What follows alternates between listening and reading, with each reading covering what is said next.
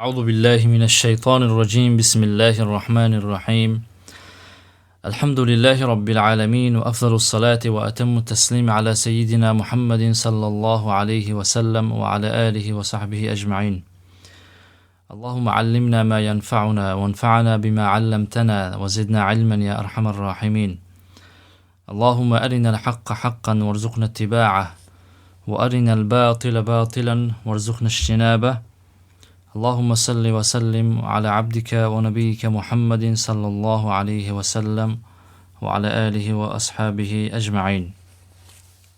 درس گذشته در رابطه با اهمیت علوم حدیث بحث شد و ذکر شد که علم حدیث یکی از ارکان مهم شریعت اسلامی می باشد، یعنی در کنار قرآن قرار می گیرد که این هر دو یعنی مثل یک تن هستند.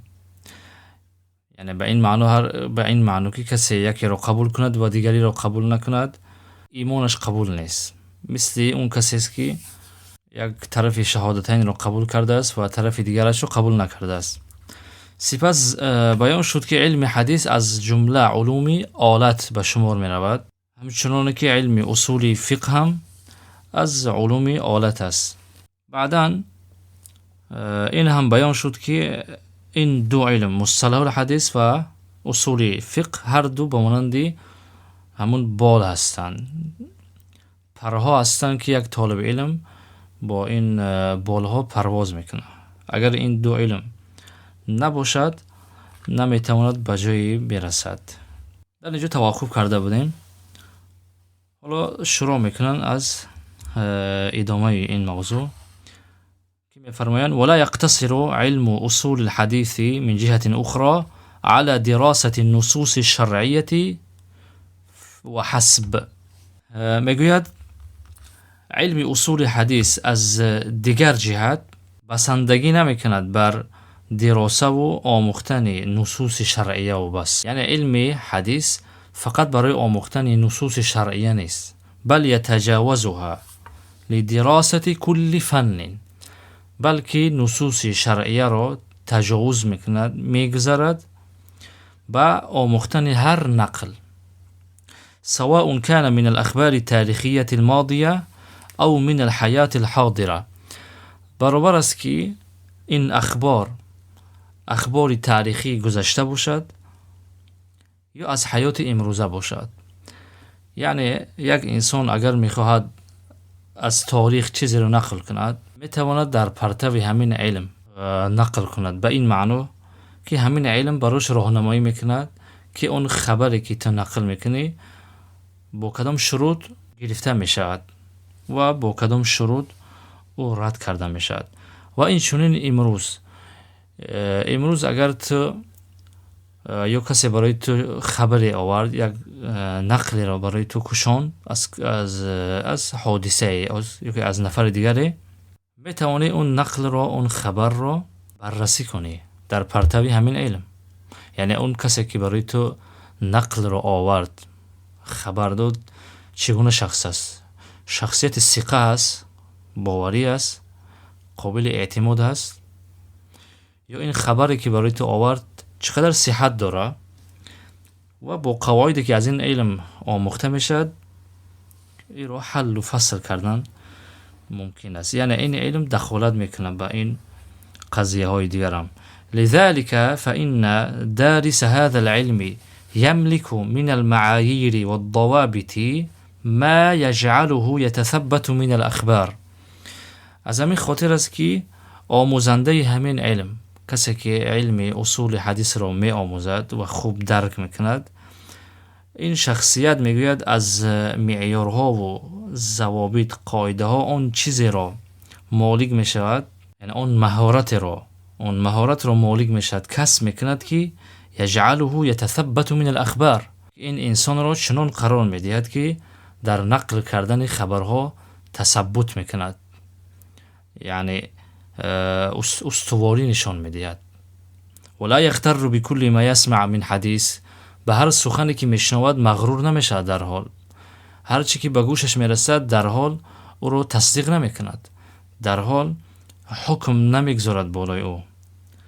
ولا تبهره مظاهر الدعایة والاعلام، و این شخصیت را اون تبلیغات و رسانه هایی که شب و روز در تلویزیون ها پهن میشوند این را حیرت زده نمیکند، در حیرت نمیافتاند، چون انسان در دستش اون معیارهای را صاحب است که مغرور نمیشد وقتی یک خبری را میشنود یا در رسانه ها در اخبار مثلا یک حادثه را میشنود، در حال حکم نمیکند، یا کسی براش خبر میارد در حال حکم نمیکند.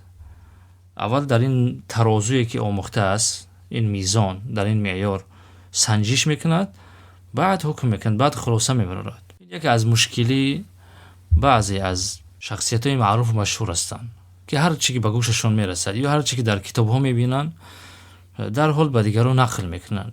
یکی از مصیبت های امروز برای امت اسلامی یا برای عالم اسلامی مسلمان ها همین است که مردم هر چی که در یا از طریق تلفن ها براشون پیامک می آید، از طریق واتساپ یا از طریق دیگر چیزها، وقتی پیامک ها می آیند در حال به دیگران نشر میکنن، خبر میشد یا یا حادثه میشد در حال نشر میکند بدون اینکه تثبیت کند که این تا چه اندازه صحت دارد، تا چه اندازه این واقعیت از این خبری که آمد به من، در حال نقل میکند با یعنی اون رفیقانی که دارد، شاید 50 نفر رفیق دارد، برای 50 نفر نقل میکند و مسکین به خبر از این است که شاید این خبری دروغ باشد و در شریک میشود در این خبری دروغ. از این خاطر این علم رو کسی که می آموزد و خوب درک میکند، خوب هضم میکند و در دستش چنین معیار را، چنین آلات را صاحب میشود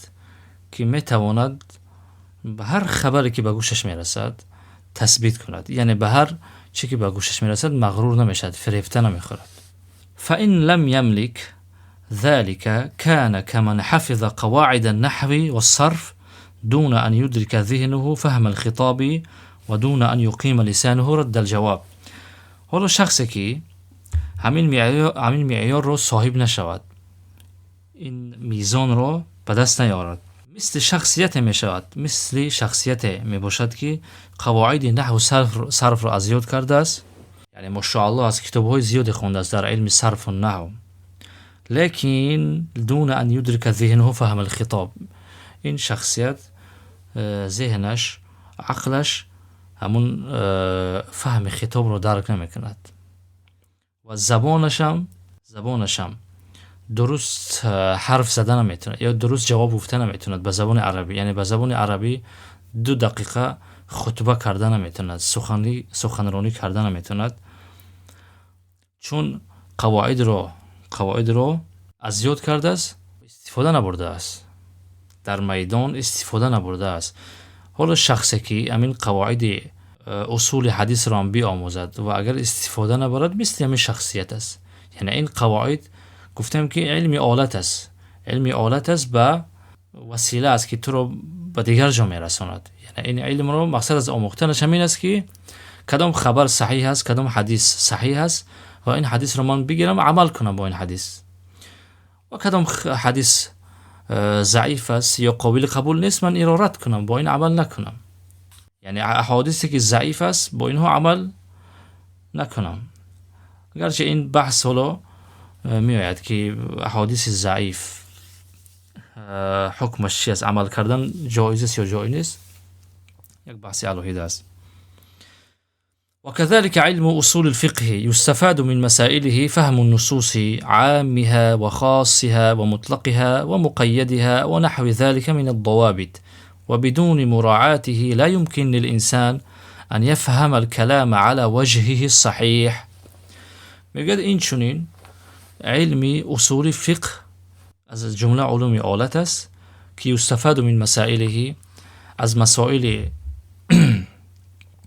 اصول فقه استفاده برده میشه. چرا؟ فهم نصوص شریعت رو فهم و درکش، نصوص قرآن رو، نصوص حدیث رو چگونه فهمیدن از مسائل اصول فقه آموخته میشد. مسائلی که در علم اصول فقه است عبارت از چی است؟ از عامیه، یعنی کدام نصوص معناش عام است، عمومی است. و خاصها کدام نصوص خاص است. و مطلقها مطلق است، مقیدها و نحو ذلك من الضوابط و دیگر قاعده هایی که در اصول فقه ذکر میشن. و بدون مراعاته و بدون مراعات کردن همین مسائل اصول فقه لا يمكن للإنسان ان يفهم الكلام. برای انسان ممکن نیست، امکان ندارد که کلام را بنا بر وجه درست صحیح بفهمد. چگونه ای که یک خبر را، یک حدیث را بدون علم حدیث صحیح بودنش را از ضعیف بودنش فهمیدن مشکل است، این چنین نصوص را فهمیدن بدون مسائل یا بدون آموختن مسائل اصول فقه مشکل است. یعنی ما وقتی که این قواعد رو نآموختم، از کجا میدونم که این آیت مثلا این نص معنوش عموم است، برای همه تعلق دارد، یا که فلان نص معنیش خاص است که فقط برای یک جهت معین دلالت میکند، یا معنیش مشترک است مثال، یا یعنی اون مسائل زیاده که در علم اصول فقه ذکر میشن. از این خاطر هر دو این علم خیلی مهم هستند. اذن فهذان العلمان هما الاساس في تشکیل العقلية الاسلامیه. این هنگام این هر دو علم، هر دو اساس هستند در چی؟ در تشکیل یافتن عقلیت الاسلامیه، فکر کردن، اندیشیدن اسلامی، عقلیه اسلامی التي دون علماؤنا رضی الله عنهم العلوم وفقها. یعنی این عقلیه اسلامی یعنی اون فکر و اندیشیدن اسلامی که طبق این علماء ما کتب رو تدوین کردن، کتاب ها رو نوشته کردن. و از دیگر جهت میگه و علم مصطلح الحديث لا يحتاج في مبادئه كمية كبيرة من ذخيرة علمية سابقة، بل بعض مفاتيح من حازها وأحسن استعمالها دخل هذا العلم من أوسع أبوابه. میگه همین علم مصطلح الحديث یا علوم حدیث در مبادئش، در یعنی سرچشمه هایش نیاز ندارد به یک مقدار زیادی ذخیره علمی سابقه، بلکه نیاز به چی است؟ به بعض مفاتیح، بعضی همون کلیدهای این علم به دست آورده شود. من حازها و احسن استعمالها، هر کی همین کلیدها رو به دست بیارد و خوب اینا رو استعمال کند، استفاده برد، دخل هذا العلم من اوسع ابوابه، وارد همین علم میشد از وسیع ترین باب هایش. میگوید و اهم هذه المفاتيح، و از مهمترین این مفاتیح اتقان التصور لمبادئه، مبادئ و سرچشمه های همین علم را خوب تصور کردن است، متقن تصور کردن است. ثم تأتی مسائله تباعا، مسائل این علم بعد از خوب تصور کردن خودش می آید به آسانی فهم و درکش به دست آورده می شد. یعنی مثلا همین علم اصول یا علم حدیث درباره چی بحث می شود؟ این علم چگونه تشکیل یافت، چگونه تدوین شد مثلا، یا حدیث چگونه رسید به ما از زمان پیامبر صلی الله علیه و سلم تا زمانی اینکه در کتاب ها نوشته شد و از این به بعد به ما چگونه رسید. وقتی این تصور کلی صورت گرفت، اون مسائلی که در این علم ذکر می شود به آسانی به تدریج فهمیدن خیلی آسان می شود. از این خاطر همین کتابی که در دست ما است مقصدش همین است که یک تصور کلی برای طلاب علم حدیث بدهد که علم حدیثی که تو می آموزی باید من چگونه بفهمم این را، و اون مسائلش دیگر کتاب های زیاده ذکر کردن اینها را، این مسائل را. حالا در اینجا مؤلف حفظه الله درباره تدوین همین علم، تألیف همین علم معلومات میدهد که همین علم چگونه تدوین شد. یعنی از اون مرحله تاریخی نگاه کنیم، اگر تا امروز را علماء ما در این علم کتاب‌های زیاد نوشته کردند و کتاب‌های گوناگونه، یعنی بعضی کتاب‌های به شکل مختصر نوشتن، بعضی به شکل منظومه، یعنی شعرهای بیت‌های شعری نوشتن، منظومه ها، و بعضی شروح و حواشی و مختصرات زیادی نوشته کردن. میگوید وقد ألف العلماء في مصطلح الحديث كثيرا من الكتب والدراسات قديما و حديثا. میگوید در علما در رابطه با همین علم کتاب های زیاد نوشتن و اون دراسه ها و آموختنی های زیاد کردن در گذشته و در زمان امروزه هم. میگن از اولین کسانی که در این علم نوشته کردن امام شافعی است که ایشان 204 هجری است وفاتش. کتاب نوشته کردن به نام الرساله. اصلا این کتاب رساله در باره علمی اصول فقه است، لیکن اصول فقه با اصول حدیث هر دو یعنی وابستگی دارن، چون اصول فقه از ادله شرعیه بحث میکنه، یکی از ادله شرعیه حدیث است. امام شافعی رحمه الله در کتاب رساله خود چند از مسائل همین علم را ذکر کردن. و بعد از امام شافعی این چنین امام احمد ابن حنبل رضی الله عنه مجالسی داشتن، مجلس علم که شاگردانش در باره یعنی بعضی این مسائل سوال میکردن و ایشان جواب میگفتن و این یعنی جوابهایی که امام احمد ابن حنبل گفتن در بعضی از کتابها نشر شده هستند.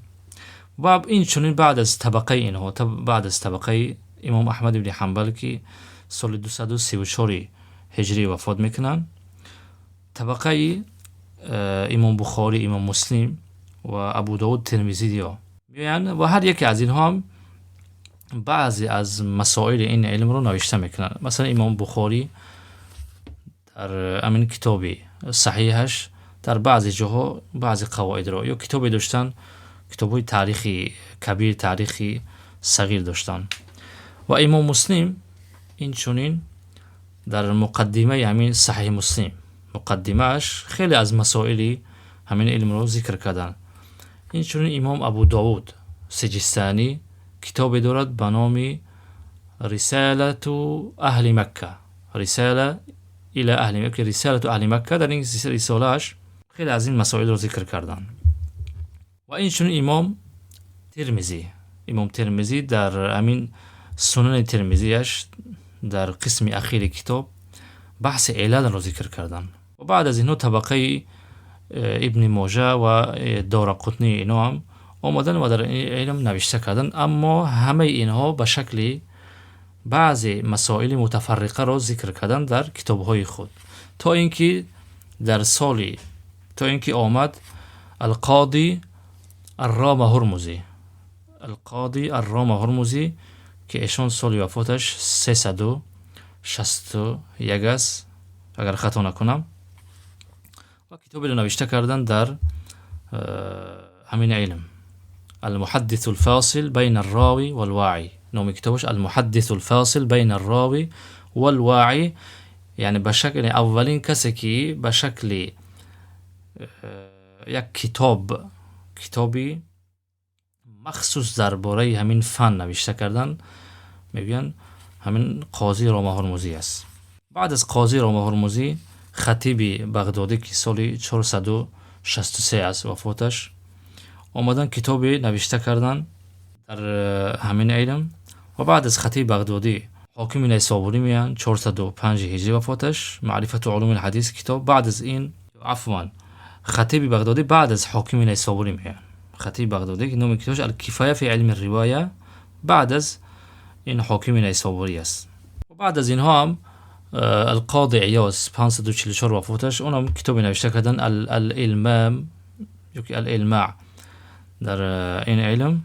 و کتاب‌های اینا ویژگیش همین بود که کتاب‌ها مسند بودن، یعنی با سند ذکر می‌شدن. وقتی که یک مسئله رو ذکر می‌کردن از یا که نقل می‌کردن با سند ذکر می‌کردن، تا اینکه در سالی یا که در قرن هفتم هجری آمد امام ابن الصلاح، سالی وفاتش 463، کتابی رو نوشته کرد یا که املا کرد کتابش رو، معرفت انواع علم الحدیث. و این کتاب مدار است در این علم، در همین علم حدیث کتاب ایشان مدار است، یعنی مرکز است که بعد از امام ابن صلاح کسایی که آمدن نوشته کردن در این علم همه اعتماد کردن بر همین کتاب. بعضی آمدن کتابی امین ابن صلاح رو مختصر کردن، بعضی آمدن به شکل منظومه در آوردن، یعنی نظم شعری، و بعضی ها شرح کردن، حاشیه کردن، مختصرات نوشتن. امام نووی مثلا بعد از امین ابن صلاح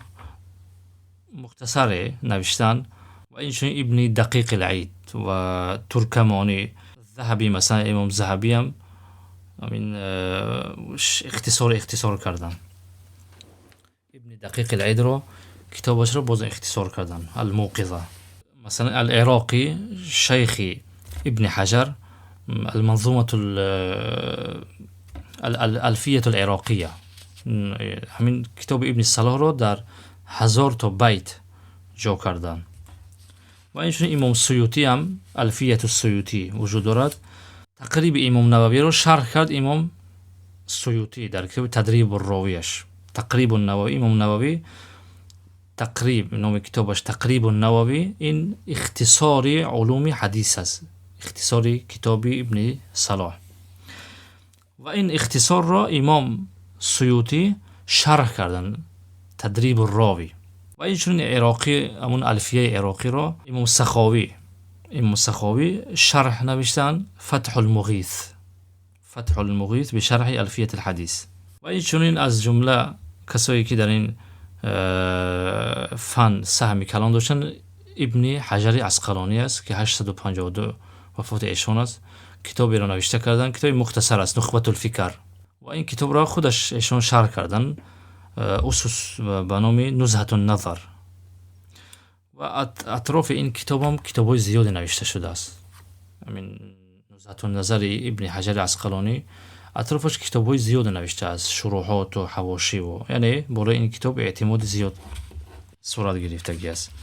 تا اینکه بعد از قرن 10 هجری آمدن همین منظومة البیقونیه را صاحبش، که این شخصیتش اونقدر معروف نیست، یعنی یک ترجمه حالی معین ندارن، یعنی یک بیتی، منظومه بیتی آوردن 34 تا. و این کتابشون مشهور شدن و اطراف این هم شرح‌های زیاد نوشته شد و حاشیه‌های زیاد نوشته شد. تا اینکه در این عصر جدید، یعنی در عصر 14 هجری، بعد یک بپاخیزی علمی جدید صورت گرفت که علمای زیادی از معاصرین در این کتاب‌ها نوشته کردن. مثلا قواعد التحديث القاسمی، و اینچنین اصول الحديث و علومه و مصطلحه محمد دکتر حجاج الخطیب، و منهج النقد في علوم الحديث نور الدین عطر رحمهم الله جمیعا. و اینچنین مؤلفی همین کتابی که در دست ما است، محمد مجیر خطیب، کتابی نوشته کردن به نام معرفت مدار الاسناد. و این کتاب خیلی کتاب عجیب است، یعنی اسلوبش کاملا فرق میکند. و این بود یک معلوماتی در باره تعریف این علم، یعنی به اون مرحله تاریخی که چگونه نوشته شد و تا امروز حالا هم علما در این باره می نویسند. و هی بین مجلدات کبیره و رسائل صغیره، میگه همین کتبی که نوشته کردن بعضیش مجلدات زیاد هستن، بعضیش رسائل صغیره هستن. و نظموا كذلك العديد من المنظومات، و اینچنین منظومات زیاد نوشته کردن، منها المطوله، بعضی از این منظومات مطول است، یعنی دراز هستند، مانند الفیات، یعنی گفتیم الفیه حافظ عراقی است، و اینچنین الفیه سیوطی. و منها المختصره، و بعضی از این منظومات مختصر هستند، کالمنظومه التي بین ایدینا، مثل همین منظومه که در دست ما است، و هي المنظومه البیقونیه. میگه و المنظومه البیقونیه هي نظم من 34 بیتا، این یک نظم است از عبارت از 34 تا بیت. نظمها مؤلف مغمور، ایران به نظم در آوردن یک مؤلفی مغمور، یعنی غیر مشهور، معروف نیستن. اذ لیس له ترجمه معروفه، چون که یک ترجمه حالی معروف ندارن. لكن الله جعل ذكره على كل لسان من ألسنة طلاب علم الحديث، لیکن الله جل جلاله ذکر همین منظومه را در زبان هر طالب علم حدیث قرار دادن. و سارت بقصیدته الرکبان، و با قصیده این سواری ها میگوید سیر کردن، یعنی هر کی همین کتاب رو همچون یک کتاب درسی مقرر کردن در مدارس خود. و هذا دلیل على اخلاصه و صدق نیته، و این دلیل اخلاص این مؤلف است و صدق نیتش است که الله جل جلاله مورد قبول قرار دادن کتابش را. و قد ذکر ان اسمه، میگه همین خیلی بعضی ذکر کردن که اسمش، اسم همین مؤلف عمر است. و قیل طه، بعضی گفتن طه است، ابن محمد ابن فتوح البيقوني الدمشقي الشافعي المتوفى نحو 1080 هجرية رحمه الله تعالى. در این سال وفات کردن. و هذا شرح ميسر على المنظومة البيقونية. اول مؤلف میگه که همین کتابی که در دست ما است این یک شرح آسان است بالای همین منظومة البيقونية. كنت القيته على بعض طلاب العلم في 5 مجالس. میگه که من این را همچون محاضره کنفرانس در 5 تا مجلس این را در برای طلاب حدیث القا کردم. في شهر جمادی الآخرة من عام 1441 من هجرة النبي صلى الله عليه وسلم، در همین ماه جمادی الاخیر سال 1441 هجری، يعني 5 سال پیش. وقد قام الأخ الكريم الأستاذ محمود الحلبي بتحريره من التسجيلات وتنضيده كي يعم انتفاع طلاب الحديث به.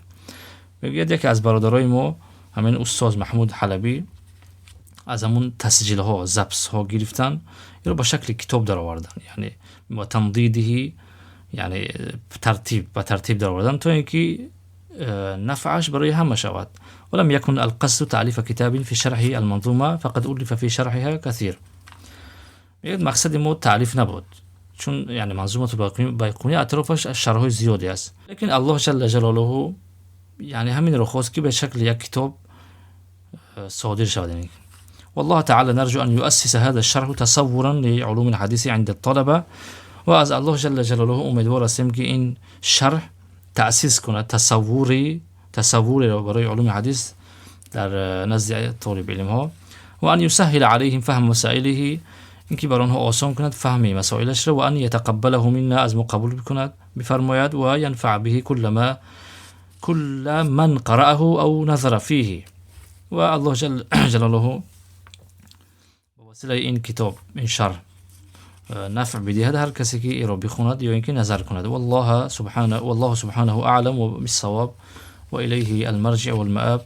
و الله جل جلاله داناتر است به صواب و درستی و به سوی او است مرجع و بازگشت. و صلی الله علی سیدنا محمد و علی آله و صحبه و سلم والحمد لله رب العالمین. و این رو یعنی ما کمی یعنی با عجله تر خوندیم چون که بحثی زیاد نیست در این اخیرش.